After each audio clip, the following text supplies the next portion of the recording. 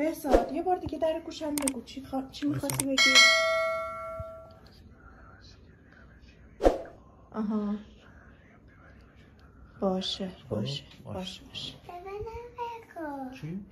به منم بگو. مسئله خصوصی بود. نه لطفا. نه خب یه چیز خصوصی بود بین من و مادرت. همه چیزو که تو نباید بدونی که. بده. شرمنده‌ام. لطفا. آخه یه چیز خصوصیه بین من و مامانت تو که بعد همه چیز سر نمیاری. بگو. در مورد یه مسئله بزرگسالا بود. من بگو. نمیتونم. بگو. من یه چیزی به تو میگم خب که بین من و توه. مامانت نباید بدونه اینا. باشه؟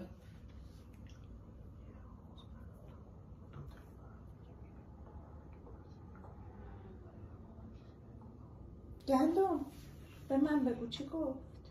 نه نمیگم. به مامانت چی گفت؟ هنوز این دنبال اینه که من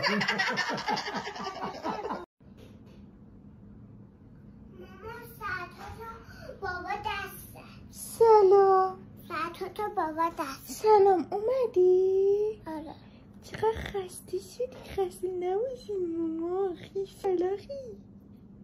بابا دست تو دست نمیزنی به ساعت من؟ میزنم چون که من دخترتم. من کوکش کردم.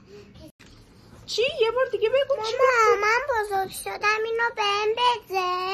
هم لبه آرنجشو بده چون که اون موقع پیر شدی دیگه.